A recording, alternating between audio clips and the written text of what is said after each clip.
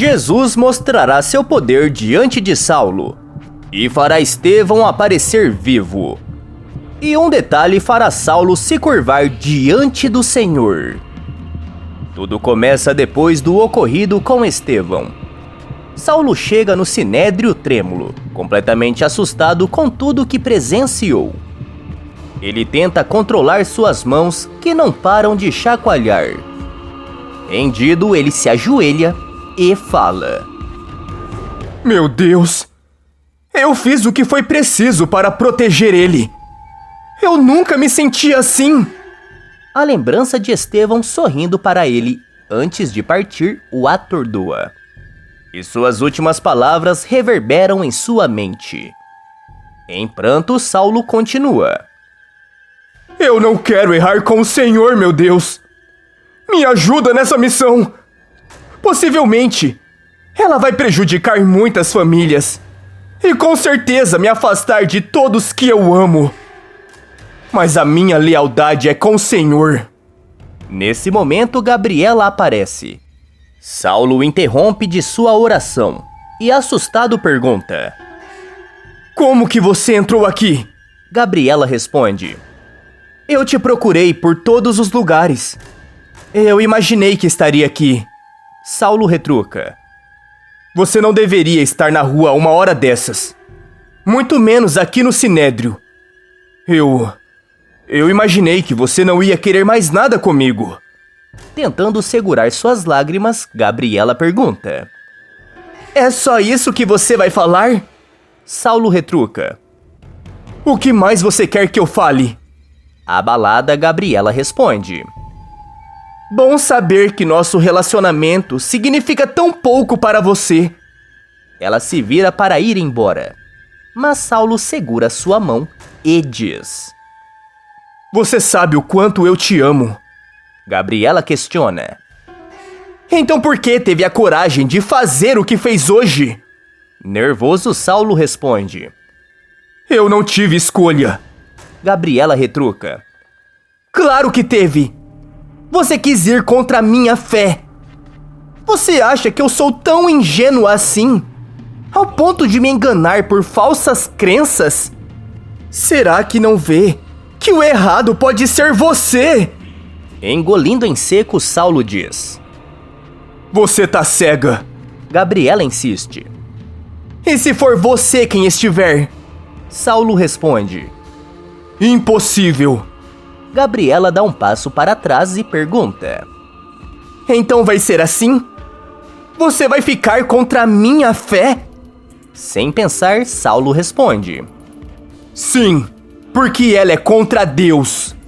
Com a voz tremida, Gabriela diz: Não, é você que está indo contra Deus. Ela se afasta e Saulo vai atrás dela. Nervoso, o protagonista diz: Vamos conversar. Gabriela questiona: Conversar sobre o quê? Se você já tomou sua decisão. Sem saber o que fazer, Saulo a abraça. Ela luta para não aceitar, mas acaba o beijando, sendo rendida pelo amor que sente por ele. Em prantos, ela se desvencilha e fala: Para! Você está jogando baixo. Eu te amo, mas eu não posso me casar com um homem que faz aquilo com pessoas inocentes. Sentindo sua barriga gelar, Saulo diz: O Estevão blasfemou. Gabriela pergunta: E você não pecou ao ser conivente com aquilo? Saulo comenta: A lei diz que... Gabriela o interrompe e fala: Não use a lei para cobrir o seu pecado. Será que você realmente não enxerga? Será que Jesus terá que ressuscitar Estevão para te provar que minha fé é verdadeira? Saulo responde: Isso não vai acontecer. Deus não age de acordo com sua vontade e nem se expressa para convencer aqueles que não enxergam a verdade. Gabriela levanta sua cabeça e fala: Então aguarde, porque o que Jesus Cristo, o Filho de Deus, tem guardado para você Saulo a interrompe e diz: Não pregue sobre ele. Eu odiaria te colocar atrás das grades. Gabriela o encara com um olhar de incredulidade e vai embora sem dizer mais nenhuma palavra. No dia seguinte, Saulo vai até uma reunião do Sinédrio, onde está presente o presidente, Gamaliel, pai de Gabriela, e Caifás, o sumo sacerdote. Saulo se sente desconfortável, como se estivesse dividido entre dois poderes igualmente importantes para ele. Durante a reunião, Caifás diz: O que aconteceu ontem foi um mal necessário, e o Saulo não tem culpa disso. Gamaliel pergunta: Então devo me preocupar? Já que não sou contra Jesus e seus seguidores? Aos risos, Caifás responde: Se você não estiver incentivando a crença deles, não. Claro que não. O Saulo só está encarregado de levar aqueles que a incentivam. Não é mesmo? Saulo permanece calado, como se estivesse com medo de responder diante de seu futuro sogro. Gamaliel questiona: Você tem certeza disso, Saulo? O povo pode se voltar contra você. Aliás, é isso que eles querem fazer. Colocar toda a responsabilidade sobre suas costas. Nervoso, Caifás retruca: Não julgarás. Esqueceu a lei? Gamaliel retruca: Não agirás contra o próximo, e não levantará falso testemunho. Ainda mais bravo, Caifás questiona: É assim que se fala com um sumo sacerdote?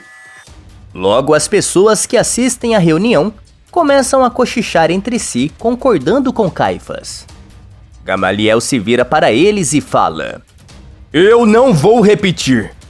Vocês já sabem o que eu penso a respeito. Que a consciência de vocês venha julgá-los.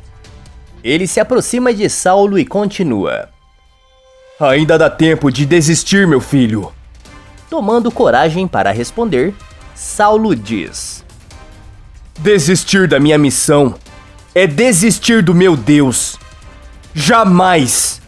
Decepcionado, Gamaliel o encara. E naqueles segundos, Saulo sente uma dúvida pontando dentro de si.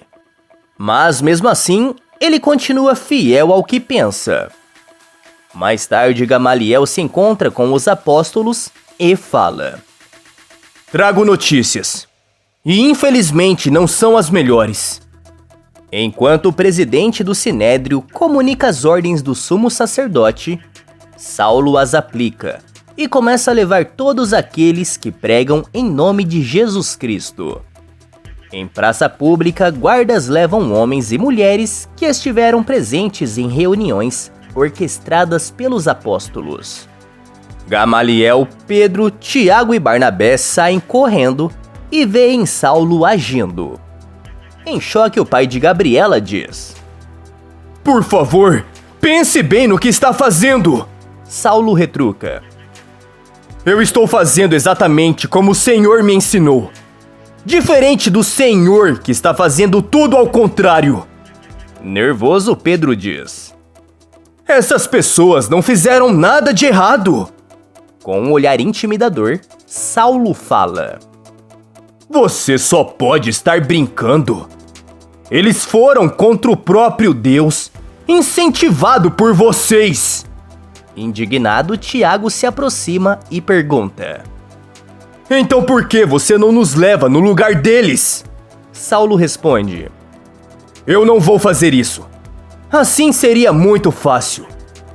Eu quero que vocês vejam o que vocês estão causando na vida das pessoas. Seus hereges! Quando Saulo se afasta, Pedro diz: Não temos outra opção. Vamos avisar os demais para ir embora de Jerusalém.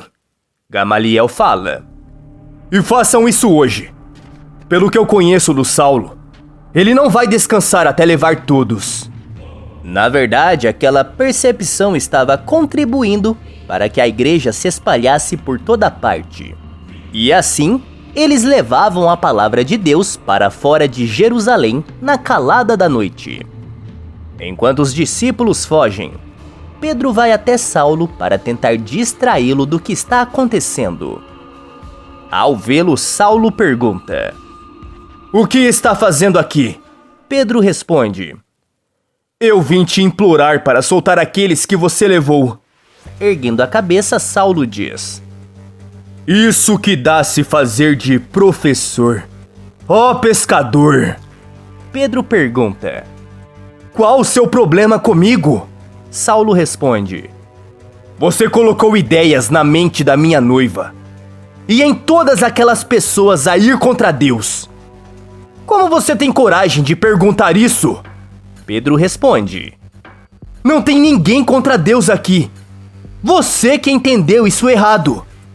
Tomado pela ira, Saulo acaba agindo sem pensar. Sem se abater, Pedro afirma: As leis de Deus não foram pensadas para nos destruir. Furioso, Saulo retruca: Escuta aqui, ô pescador. Não fale comigo sobre lei. Eu conheço a lei. Diferente de você, seu ignorante. Pedro o encara. E se sentindo desconfortável, Saulo diz: Você pode ter enganado aquelas pessoas, mas a mim você não engana. Pedro garante: Jesus nos advertiu sobre vocês. Vocês não servem a Deus. Saulo se aproxima e fala: Não me provoque.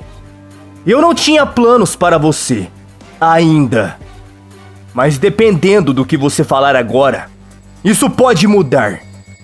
Então não teste minha paciência. Saulo se afasta, mas nesse momento, ele tem a visão de um touro selvagem. Ele ainda não sabe, mas aquela visão quer lhe dizer algo que ainda está por vir. No dia seguinte, Caifás e Saulo ficam sabendo da fuga dos discípulos e decidem agir.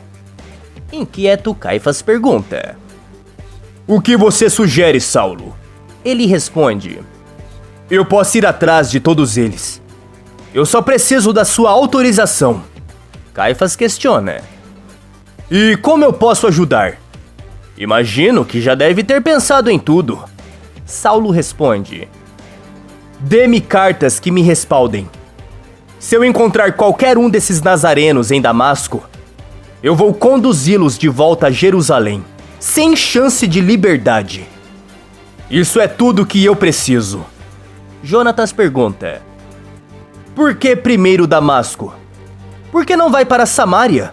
Saulo responde: Porque se eu for para Samaria, eles vão fugir e dispersar novamente. Agora, se eu for para Damasco, eu vou pegá-los de surpresa. E eles não terão como fugir. Satisfeito, Caifás comenta: Você tem razão, meu filho. Eu vou escrever as cartas de recomendação para você. Depois faça como achar melhor. Só precisamos manter sigilo. Saulo garante: Pode deixar. Eles vão ser pegos e trazidos diretamente para o julgamento.